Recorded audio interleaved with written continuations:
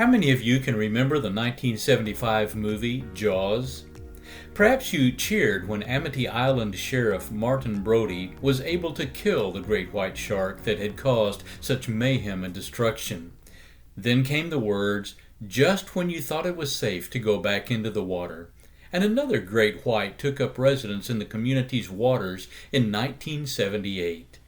No matter who you are or where you live, each of us has experienced that feeling of frustration and disappointment about something that should have been taken care of but wasn't entirely. Perhaps like what we seem to be going through with our world right now.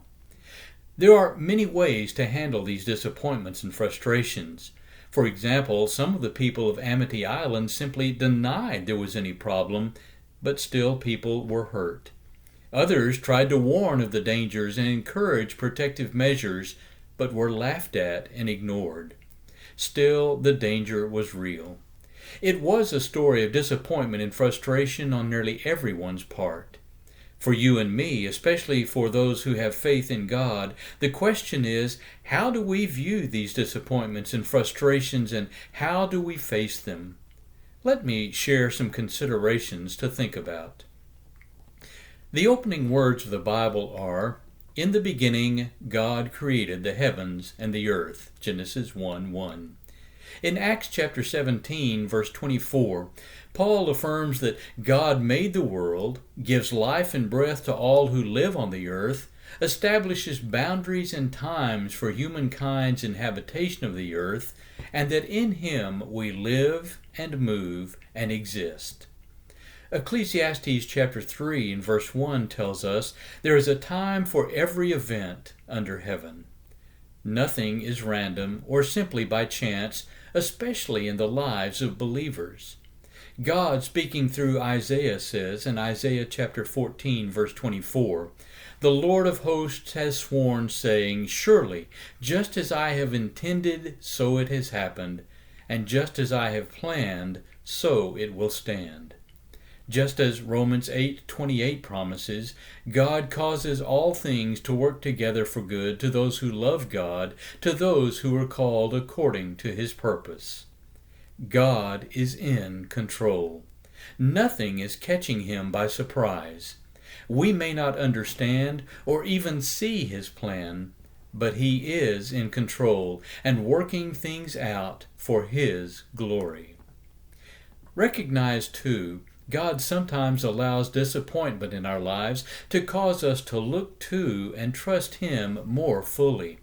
In the midst of great disappointment and frustration, Paul wrote to the Corinthian Christians in 2 Corinthians chapter 1, verses 8 and 9, and he simply said, "For we do not want you to be unaware, brethren, of our affliction which came to us in Asia, that we were burdened excessively beyond our strength, so that we despaired even of life. Indeed, we had the sentence of death within ourselves, so that we would not trust in ourselves, but in God, who raises the dead."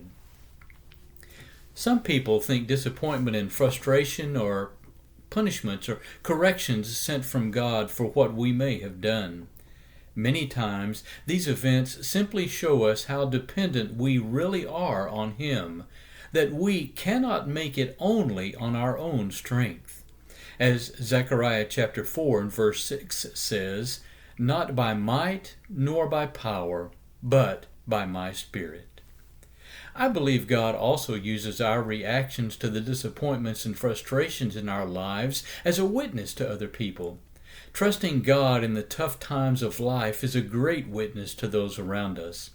When people see us handling difficulties and disappointments by trusting in God, our faith and peace become object lessons for them.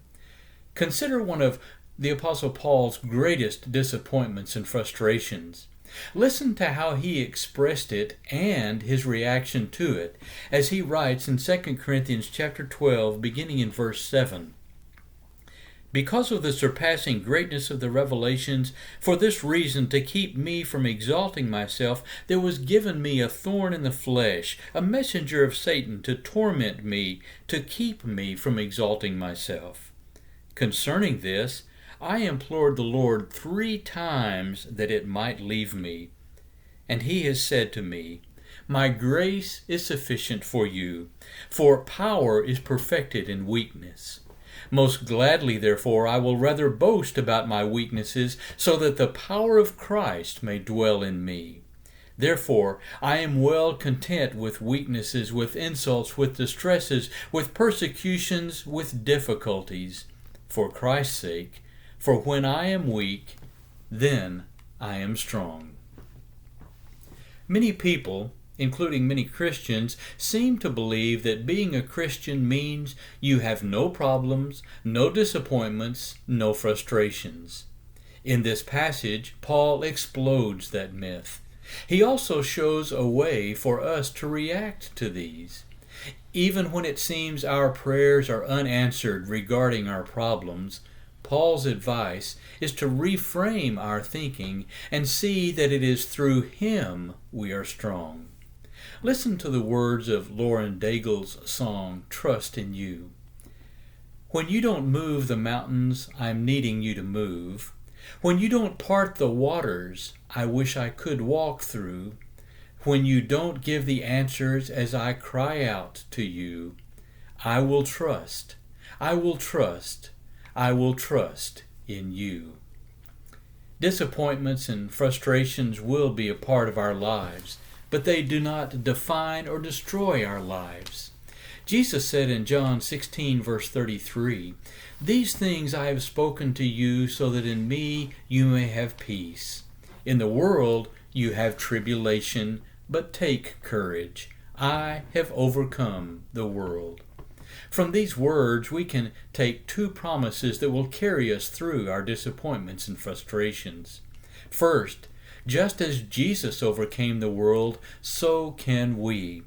John writes in 1 John chapter 5, beginning in verse 4, For whatever is born of God overcomes the world, and this is the victory that has overcome the world, our faith.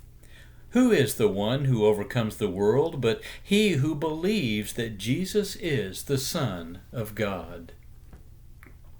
Paul reminds us in Romans 8, verse 37, that in all these things, and those things that he mentions in verse 35 are tribulations, distresses, and other problems, in all these things we overwhelmingly conquer through him who loved us. Secondly, in Jesus, we can find peace from the anxiety our disappointments and frustrations cause us. In John chapter 14 and verse 27, Jesus promises, Peace I leave with you. My peace I give to you. Not as the world gives do I give to you. Do not let your heart be troubled, nor let it be fearful. The peace that Jesus promises is not the kind of peace the world offers, a peace based on ever-changing circumstances. The kind of peace Jesus gives is a deep, lasting, powerful peace that enables us to face any kind of hardship that may come along. So as you go back into the water, go confidently knowing that God is there with you. Listen to his words through the prophet Isaiah again in Isaiah chapter 43, verses 1 through 3. Do not fear, for I have redeemed you. I have called you by name, you are mine. When you pass through the waters, I will be with you, and through the rivers they will not overflow you. When you walk through the fire, you will not be scorched, nor will the flame burn you. For I am the Lord your God, the Holy One of Israel, your Savior. May God bless you this week as you consider and live in his promises.